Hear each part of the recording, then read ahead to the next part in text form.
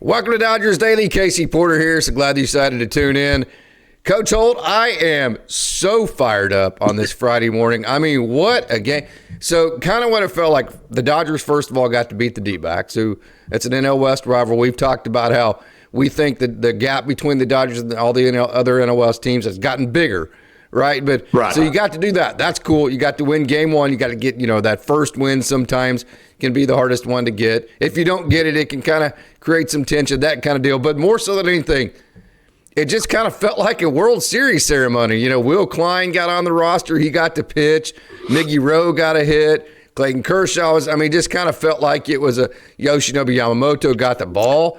So it just kind of felt like a World Series celebration last year while beating an NL West opponent. It was a great night for me. It's been a while since the Game 7. So the last time we saw the Dodgers, key players, Andy Pages, 3-run homer last night. Will Smith, 2-run homer. And as you mentioned, Yamamoto. You look at this. Will Klein comes in. I mean, that guy come in like nobody's hitting me this year. I mean, 99 plus 85, and nobody touches him.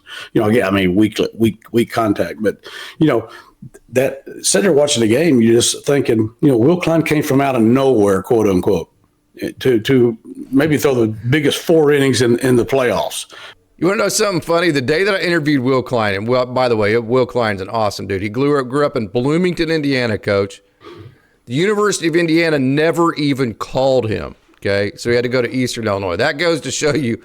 So the Dodgers, we talk about bought, but you've got Jack Dreyer, who is a undrafted free agent on your roster, right? You got Max Muncy, who is DFA'd, that kind of. Yes, obviously the Dodgers are bought. But then you have a guy like Will Klein, who went to Eastern Illinois. You got Blake Trinan, who went to South Dakota State. Those were your first 2 relievers last night.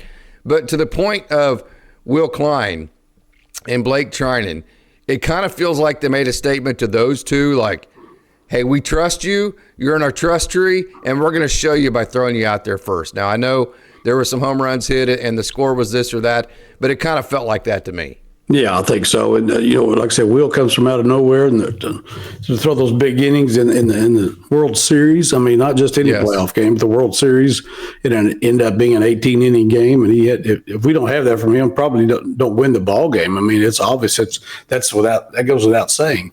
But, in Trinan, I think there's no doubt the Dodgers still have a lot of confidence in him because of what they've seen out of him, what he's capable of doing. We know what he can do. And that's not somebody you're ready to give up on. I mean, I'm not in the bullpen standing behind those guys like Dave and all those guys did all the time and watching them. But I also don't have that relationship and knowing what their makeup of those guys. So there's something to that. They're not going to give up. They're not willing to give up on. They're not going to give up on. And that's what makes the Dodgers organization so amazing. To me, as you mentioned, some other guys that have been DFA'd and played in small colleges. Of course, we've seen that right here in Stillwater case, Oklahoma State University. These guys roll in here from some college you've never heard of and start running out these 95, 97s. Yeah. Well, there's so many players everywhere. Yeah. And the Dodgers have done a great job of finding somebody who fits their culture. For the most, if they don't, they're not there very long. I think we can all agree with that it's going to fit their culture, and they've done such a great job from top to bottom. It's amazing what they've accomplished there, and that's how they've set this team up. 2-time World Series champions, and everybody's picking them to go again. You know how that this is just too tough. I mean, we lived it day to day as fans and as Dodger dogs, all of us. The last 2 years, there was nothing easy about the last 2 years. No, either in the regular season or the playoffs. This wasn't everybody. I heard it again yesterday. Well, you guys, hell, anybody can buy a champion. Get out of here, dude. That means nothing. Well, it was way closer to miraculous than it was easy. Yes, yeah. If you're a Blue Jays fan like my nephew is, I mean, he's probably he's got something else to say about it. It was miraculous. I think that's a good word. Miraculous. Yeah. Both of these World Series, the Dodgers looked dead in the water against the Padres 2 years ago on the road. Come on. Yeah. I mean, and this one here, going back to Toronto, with them only needing 1 win, are you kidding me? Yeah. So there's no buying this and, hey, let's go get Shohei and blah, blah, blah. We've talked about this several times. Not in entirety. No. The Dodgers, I think I heard a good combination of that about a sportscaster here in Oklahoma City who played in the major leagues, Jim Traber. Yes. Was a major league guy. He said the Dodgers, he made a good comment that I thought, The Dodgers use smart money. In other words, yes, no doubt. a lot of people have spent money, but the Dodgers have spent smart money, and that's the difference between them and a lot of other teams. 100%. Kind of to go to show just how much my train of thought, I lost it there for a second ago when I got into the Blake Trinan and Will Klein deal. Kind of just to show how far out of left field Will Klein came. The day that I interviewed him, and if Will sees this, he'll probably laugh. He won't, but if he does see this, he'll probably laugh. The day that I interviewed Will Klein, I also interviewed Michael Kopech. And I was interviewing Will Klein first, and Michael Kopech got done with his flat work out in left field, and he was walking by, and I was like, man, I hope I don't miss getting to interview Michael Kopech because this interview with Will Klein went too long, because I thought Kopech would be the one that was going to help the major leaguer. So that, and this was like in August or whatever it was, Coach. So that just kind of goes to show how I was thinking that late in the season about a guy like Will Klein, and he ends up helping in the World Series. And I'm just telling you, the Dodgers don't miss these cultural moves. You know, they pitched Chris Campos at Dodger Stadium the other night in one of the last games at Dodger Stadium in spring training. Well, he's a Southern Cowboy. They do these kinds of things to show you a vote of confidence. And when the Dodgers show you a vote of confidence, man, it's like an injection of steroids of confidence. I mean, it shoots right through your veins. So I thought that was a clear statement to Will Klein last night. And he's already looks like a totally, I mean, those 4 innings were great, but he already looks like a totally different guy. About the broadcast case, I don't know how much you got to see the NBC Peacock. All of it, yeah. It was a different deal, but I loved it. You got Luis Gonzalez, awesome. You got Kershaw in the stands, Oral Hershiser. Yeah. They give that. Kershaw was great at giving insight. Yeah, you know what I liked about Kershaw is they didn't force him not to be a Dodgers fan. No, they allowed him to be a Dodgers fan. Why not? He is. How are you going to hide that, right? I mean, yeah, Luis Gonzalez has played for the Diamondbacks and had one of the biggest hits in World Series history ever. You know, so is he the only human being ever to get hit off that cutter? I think so. I promise you. And it was like a 14 hopper up the middle. We all remember it, but it doesn't matter. It's a base hit to win the World Series. Who cares? But Kershaw gave great insight on Klein. I don't know if you got to hear that part. He talked about his strength. He said his hips. Watch him in the weight room. That's the great thing. I don't know if people probably poo-pooed on this broadcast how they did. I loved it. You got major league guys, totally experts in the field who've won, who've done things in this biggest stage. But Kershaw gave great insight on him. He's talked about how his hips. You know, when they brought him in last year, he said, we knew that if it basically sounded like it, you know, and those guys have the inside information. You know more about this than I do. His command was the issue. And, you know, they knew he had the stuff. Yeah. But when he come in, but Kershaw said, watch him in the weight room, his hips. He's got great hips. He talked about his hip action. With the Dodgers, you talk a lot about. He said the Dodgers are big on core, you know, and all that stuff, and core muscles as they train. He said he looks in the weight room, his hips, everything. Said he's a big, strong guy. He said he's just you look at him, he looks the part, and said now the mental part. I mean, he come in last night just like, what the hell these guys? And the Diamondbacks are one of the best offensive teams in Major League Baseball. Yeah. There's no such thing as garbage buckets to Will Klein. No, and that dude just come in and just said, hey, none of you guys are getting hit. Have fun. I'm going to go to the clubhouse and get a drink. But, you know, this is why the Dodgers, everybody wants to, you know, it's too easy to come up with a damn excuse. Like, hell, they just buy. No.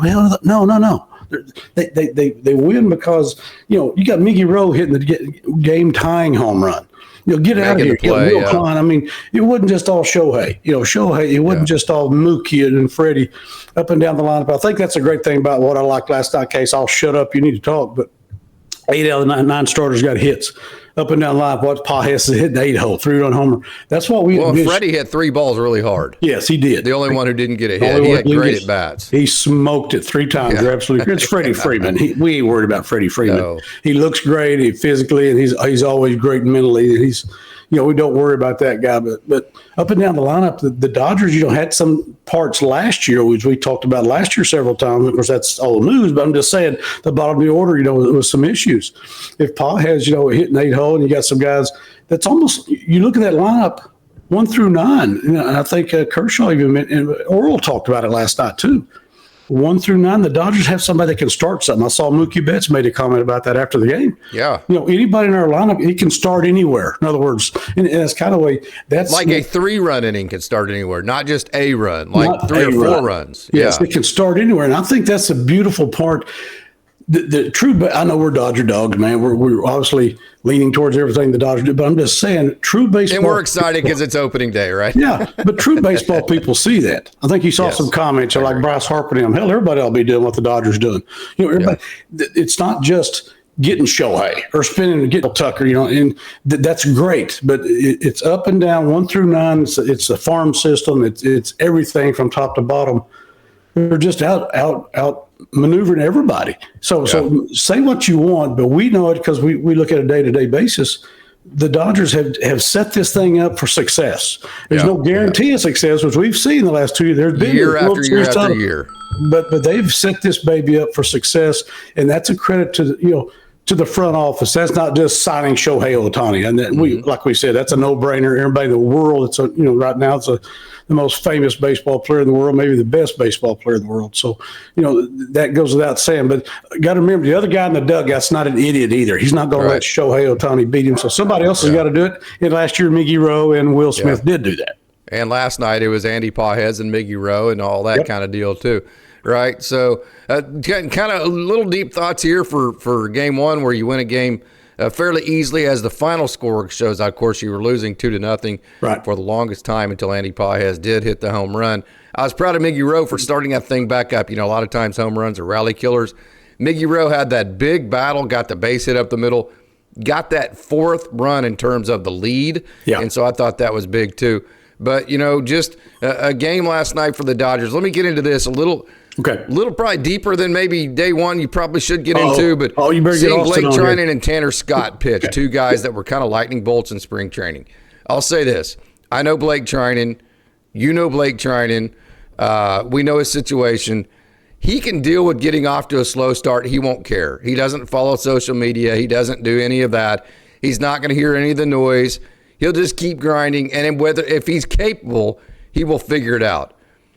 I really do think, though, that getting off to a good start for Tanner Scott, with all the crap that he took last year, with all the, Dodgers fan, he still hasn't kind of indoctrinated himself with the Dodgers. Blake Trinan still, regardless of what happens with the rest of Blake Trinan's career with the Dodgers, he's going to go down as a legend with people like me, even if he never has success ever again. Tanner Scott hasn't had that background with the Dodgers yet, so I kind of feel like it's very important for him to get off to a good start so he doesn't start pressing again. No, there's no doubt about it. They mentioned on the broadcast. They didn't have to mention on the broadcast. You've mentioned it several times. Numerous people have mentioned it. Just think about that guy's mental makeup. We're going to learn a lot about him. I think he performed well last time. We'll learn a lot about him because he comes in. The year before, he's unhittable case. I mean, I think we all agree on that. The Dodgers signed, we're like, yeah, hell yeah, now we got our guy now. And it just never worked out, for a number of reasons I'm sure that I'm not privy to. It's none of my damn business. All I know is it just never worked out. But what a specimen, what an arm. And it was great to see him come in and have success last night. You're absolutely correct. He's got a lot to prove. He's got a lot to prove. And the guy, he's in the major leagues, first of all, so we know he's mentally tough. I don't buy into the fact that any of these guys are a bunch of wusses. And he struggled in the past a lot and had to deal with that, so he knows how to do this. Absolutely, just like the entire team. The Dodgers hadn't, it hadn't been all just easy for it hadn't been easy. No, right. Everybody acts like it's easy because they see the end product. Because we followed it day to day. It's a struggle last year. We didn't know if they was going to make the damn playoffs at one point. Right. Case, think about it. Now it was legitimate. The offense never was great. It never met my eye. Never was great. So that's a great job of on-field managing from Dave Roberts and the entire coaching staff, and off the field with the front office helping getting what they needed right there. But just pulling the right strings and making things work. That's. I hate to just say the Dodger way, but right now that's the Dodger way. You got a manager who every day he got up last year. How many times we talk about it? Dave Roberts drinking his coffee, go, oh hell, what am I going to do today? We talked about that last year. And that guy. Or in Game 4 of the World Series. Yes. He's probably choking on his coffee, or probably had to put a little something in his coffee just to get through the day. But anyway, he's not that he don't like his bourbon, but he's probably not a bourbon guy like me and Coach Barrett. He's pretty relaxed nowadays. Yeah, well, he ought to be because he's earned his stripes. As you mentioned on Trying a while ago, if Dave Roberts never wins another World Series, he has to prove nothing to nobody at any time. He's won 2 and did it the hard way. People that don't know think they just bought it. Yeah, they won the World Series because they bought everybody. Bull, you know what? That's not how this works. Yeah. Not a major. Hey, the Blue Jays didn't give a crap about how much money the Dodgers spent. They're trying to beat their ass, and they spent quite a bit of money themselves. Yeah, they spent. Well, they're number 3 behind the Dodgers. Yeah. Dodgers, the Mets, maybe, and then Padres somewhere. All them are up in there. They're on the top of the money spent. So they weren't impressed. The Padres were. You know what I'm saying? There's nothing. Well, the Angels had Shohei Ohtani and Mike Trout, right? I mean, yeah, exactly. They do crap with them, but for a lot of reasons there too. And we can get back to organization stuff all we want. I'm not bamming on the Angels. I'm just saying I see what our organization does. And that's how they win World Series titles. It's everything. Case you mentioned it, locker room culture, on-field managing, front office, from the ownership on down. Whatever the hell we got to do to win. I know you interview Billy Gasparino, a bunch of those guys all the time. That's what they do every day, man. No doubt. For 365 days a year, that's what they do. They wake up, drink their coffee. How can I make the ball club better today? That's the beautiful part about it, that they don't just call it in. The Dodgers haven't just called it in. They want to win 3 in a row. There's only been 2 times in the history of baseball, the A's and the Yankees, wasn't it? I think winning 3 in a row. I don't know, honestly. It's been a long damn time. I think the A's back in the 70s, maybe, in the Yankees. I saw that the other day. So, that's fine. If they don't, okay. But I'm just saying, there's nobody sitting back. And I mentioned, a lot of people talk about the stress, the pressure on the Dodgers. Come on. Good Lord, that's all they've had the last few years. Yeah. These guys have faced it every day. That's how they roll. I mean, and I love looking up a lot outside of Michael Tucker. Those guys have all been in the wars, and Tucker is a proven big leaguer, an outstanding big leaguer. Hopefully, we'll see the real Michael Tucker this year. Kyle Tucker, coach. Excuse me, I keep Michael. Hey, that's the guy that played for the Astros, wasn't it? Michael Tucker. I said that last night. I was talking to my wife. I kept saying Michael. Anyway, Kyle Tucker. Yeah. By the way, Kyle Tucker had a really nice night last night. He hit a couple balls hard the other way. Then he got the double to the pull side. Kind of showed his complete offensive game to how he's going to use the entire field. That was a lot of fun to watch. Yeah, and we know what he's capable of doing. And again, I apologize to him. Again, I apologize to Michael Tucker too. I don't think he cares, Coach. I don't think he's even in the league. Yeah, neither one of them give a crap. They give a shit what the hillbilly ball coach in Oklahoma has to say. But if they do have, for some strange reason, they do say I apologize to both of them. But anyway, no, we know what that guy's capable of doing. What he's been in the past. That's the exciting part about having him with the Dodgers. And we've talked about this before. He don't have to be the guy. He don't have that pressure on him that he has to be the guy. The Dodgers got you got Freddie 4-hole. Muncie? No, who got 5-hole? We got Freddie hitting 4-hole.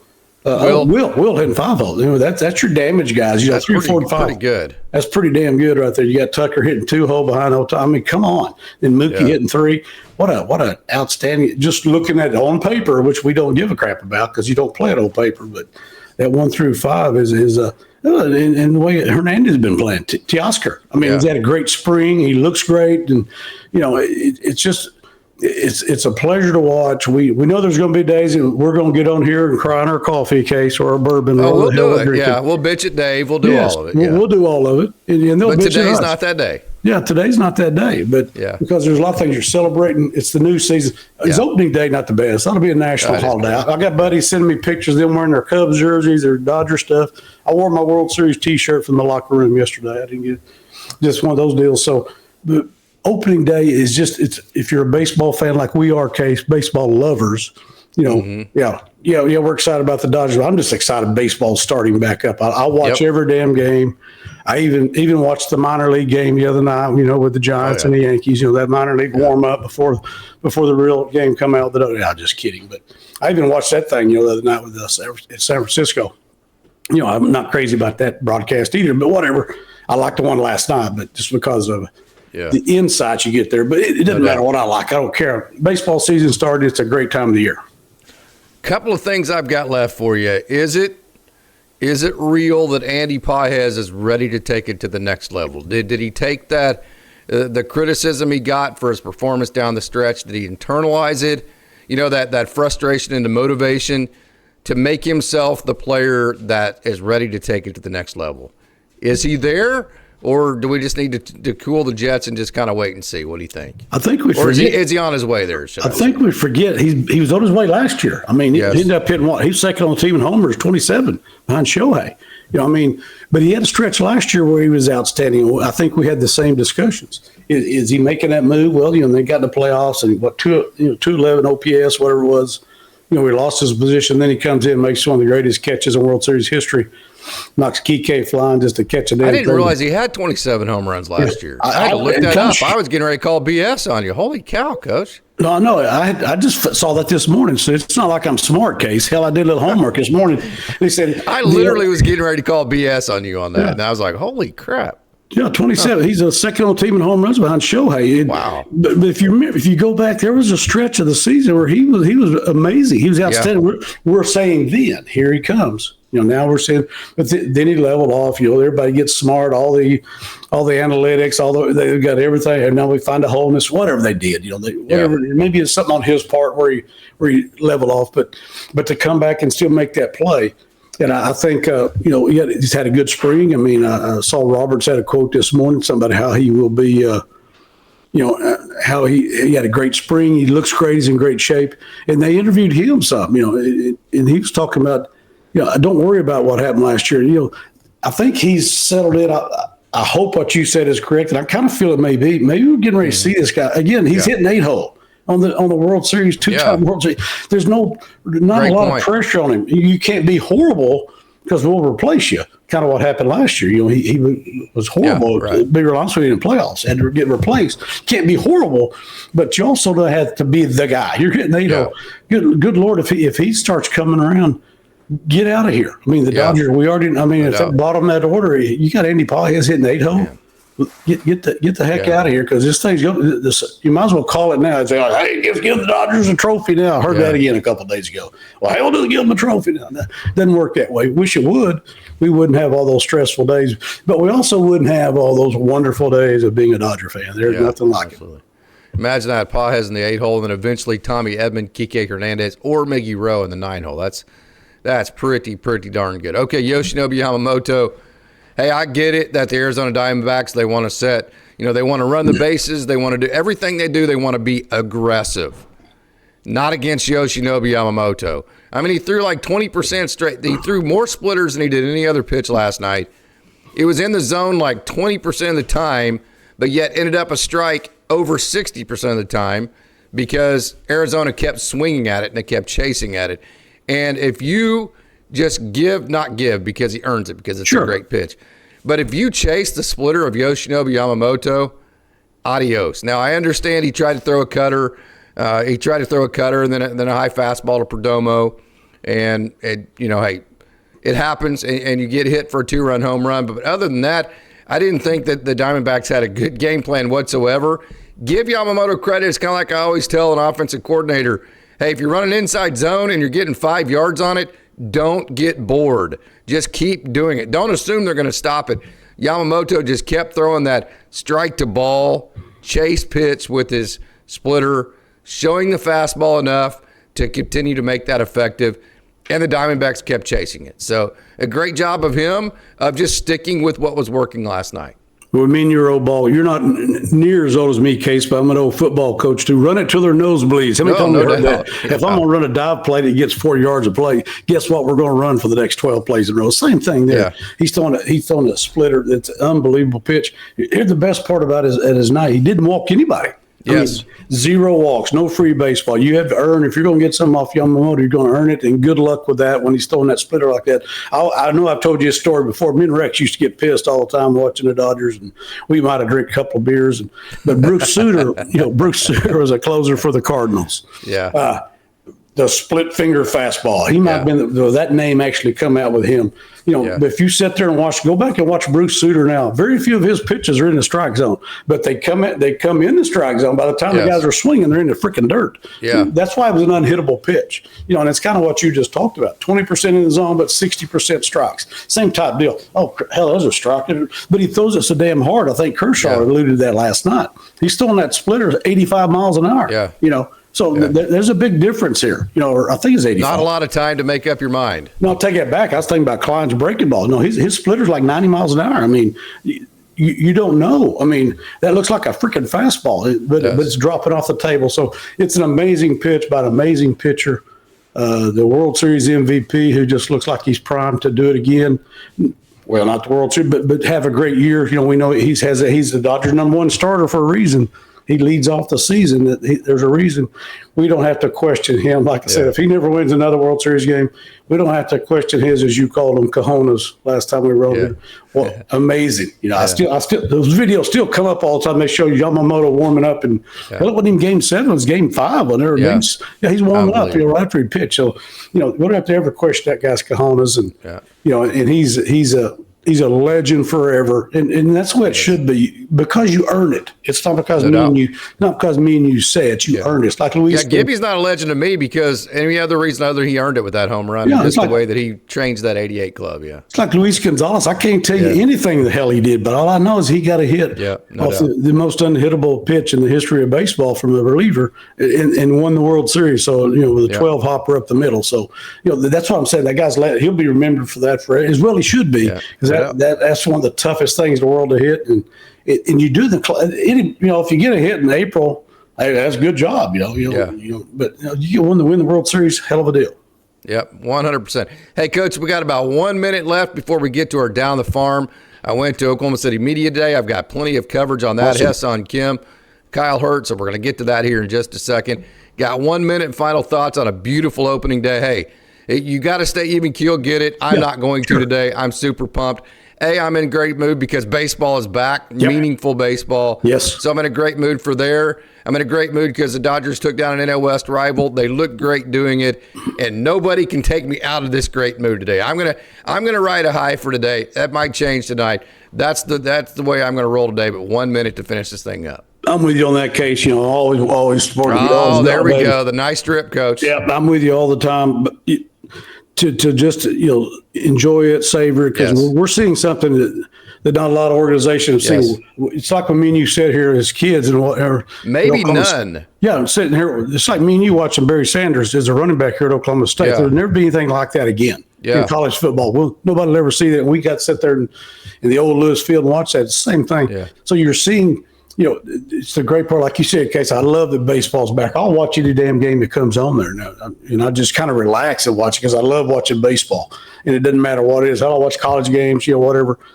Come over and watch the Blue Jays play if I get a chance. They were in Stillwater yesterday. I didn't get to go, but I want to come watch them play, but I missed it. But I'll shut up because baseball is here. The Dodgers are 1-0. We're looking at 162-0, both us and the Yankees both, and we'll just play in the World Series again, whatever. But it's a great day to be a Dodger. And in per case, I know you feel the same way I do. Every day is a great day to be a Dodger. I don't care what the hell it is. So great job, Dodger Dogs. Love you guys. I'm looking forward to another season with the Dodger Dogs. And Casey Porter, you know I love you and your family. Give Beverly and Terry my best, and Laura, the whole even the Dodger Dogs. Take them for a walk. Treat them ready to right now. Baby. That's how it works. Love you guys. Love you too, Coach. Thanks so much. Great job, man. Thank you. Hey, don't go away. We have the Down the Farm segment next. So let's not waste more time. Let's get right to it, and let's take a trip down on the farm.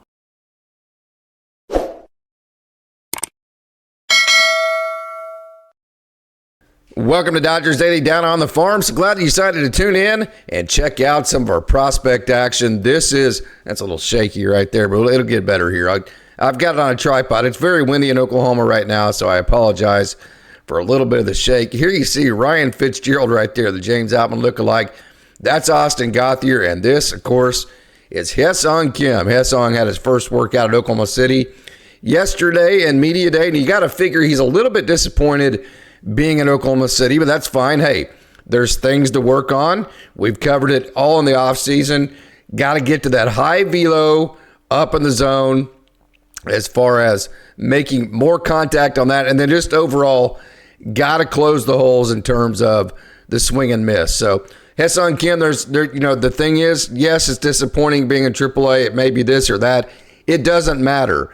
That's where you're at. So whatever the goals are, that's what you have to accomplish. And I think the three goals. I think number one, obviously I said it a minute ago, show that you can consistently hit that high velo. Number two, show that you can cut down on your swing and miss, maybe get the strikeout rate to around 20% or preferably under 20%. And then I think the third one is show that you can be a very consistent professional outfielder. So I think there's a lot to work on for Ha-Seong Kim. Good workout for him yesterday. It was fun to get to talk to him again, get to see him work out and watch his journey as he begins his journey back to LA, and hopefully that won't take him a whole lot of time. Hey, it doesn't matter where you start.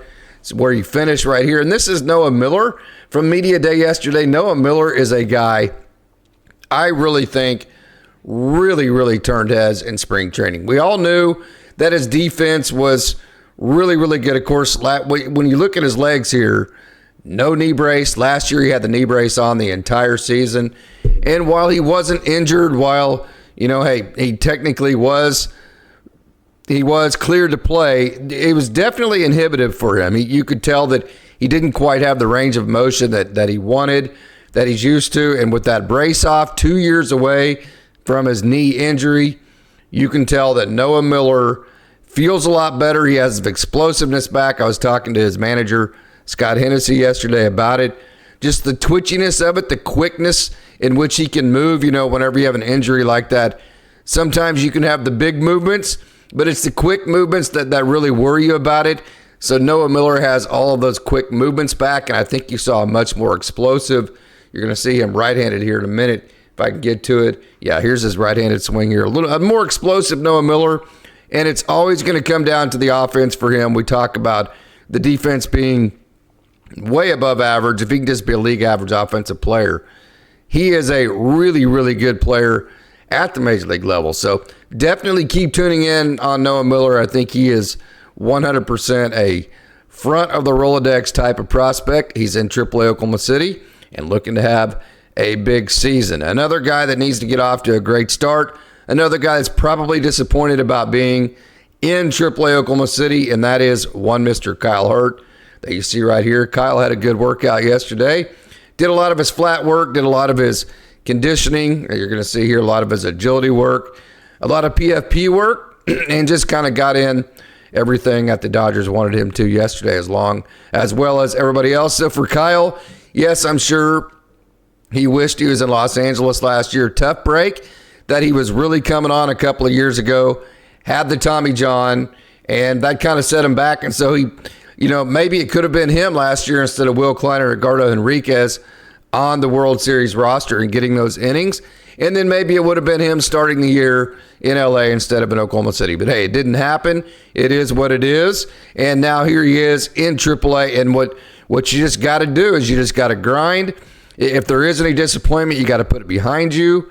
And you have to perform well enough to where they cannot deny you. You need to be the first guy up. Now, I did not see River Ryan yesterday, but you need to be the first guy that they think of the first time that they want to call somebody up from AAA Oklahoma City. And we know, hey, that is an open door. That's part of the reason why they do all the DFAs and all the moves, is because they want to keep their last couple of spots, certainly in the bullpen, a position to where there's a lot of up downs, the availability and ability to up down guys. So, hey, there will be plenty of opportunities for Kyle Hurt this year in LA. It will just happen, no doubt about it. And this is Ronan Kopp at Media Day. Got a chance to talk to him for a couple of minutes. Really good to see him. Really hard worker. I mean, this is a guy that when he is at the ballpark, he is absolutely all business. I mean, 100% all business. So Ronan Kopp, very hard worker, just an absolutely great dude, and really just had a tremendous spring. Got put on the 40-man roster, and he is set to make his major league debut this year. I just don't see any scenario where Ronan Kopp doesn't make his major league debut. So good to see him get his year started in AAA Oklahoma City. That the Oklahoma City Comets start tonight. And who we're going to talk about here in just a minute. Cole Irvin is going to get the ball. As a matter of fact, let me get some video up on Cole Irvin right here. And we're covering Oklahoma City because they start tonight. Their first game is Friday night. And Cole Irvin right here had a good workout yesterday. Young man who has been here, there, and a little bit of everywhere in the professional ranks as far as baseball goes. He is going to get the ball Friday night in the opener for AAA Oklahoma City. Very professional guy. Super excited to see just kind of the sequencing and the execution, what it looks like from a guy that is as experienced as he is. So Cole Irvin wanted to kind of cover him, and hey, keep an eye on him. That's, it's the opposite of the young prospect type of thing. It's the opposite of the Ronan Kopp. It's the old quad A veteran type guy that we know the Dodgers love to use. If for no other reason, hey, bring him up in a pinch whenever you need somebody to fill in maybe a week or two. And it's the guy that you DFA and see if you get him back if he clears waivers. So Cole Irvin's definitely a guy, quad A guy with a lot of experience. I think you need to keep your antennas on because I think he's a guy that will get some opportunities with Los Angeles, but we'll see how that goes. So this is James Tibbs III. Super excited that both him and Zach Earhart, they got the calls up, the promotion to AAA Oklahoma City. They both came over last year in that trade for Dustin May. Amazing to me. Dustin May, the Dodgers were not going to re-sign him. The Red Sox did not re-sign him.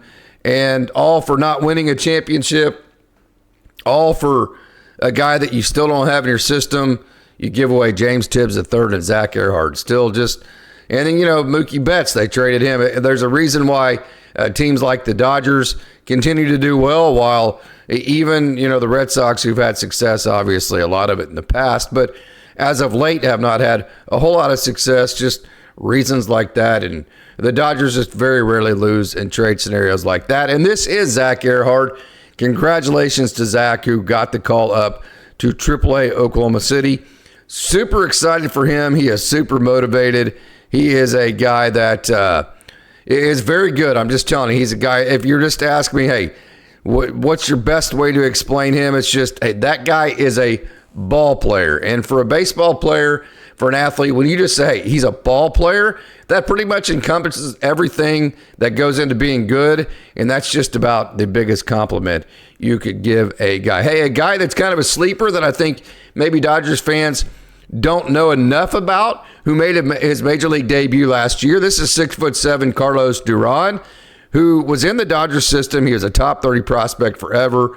Dealt with Tommy John surgery, got traded last year to the A's for Esteury Ruiz. After last year, became a free agent, chose to come back to the Dodgers. And so the Dodgers now have Carlos Duran back in their system. He's not on the 40-man, but a super talented young man and a guy that I think has a really good chance to make his, not major league debut, but his debut with the Dodgers this year. Now, I don't know how, I don't know why. I mean, like I said, he's not on the 40-man. It would take this or it'd take that. But it just seems like there's always more opportunities every year than we think there's going to be going into it. So definitely keep your eye out for Carlos Duran. And in the exact same situation, Ryder Ryan. Again, no River Ryan yesterday, but Ryder Ryan was at the workout for AAA Oklahoma City. He's a guy like Carlos Duran, I think somehow, some way, will probably get a shot at the major league level this year. Again, don't ask me how. Don't ask me what the reasoning or what the situation would be. But again, I'm just going to say, just if you follow the Dodgers, it seems like those opportunities open up for guys like Ryder Ryan that are on the radar. And this is Michael Ciani, worked very heavily on his bunt game yesterday, worked very heavily hitting the ball up the middle, hitting the ball the other way.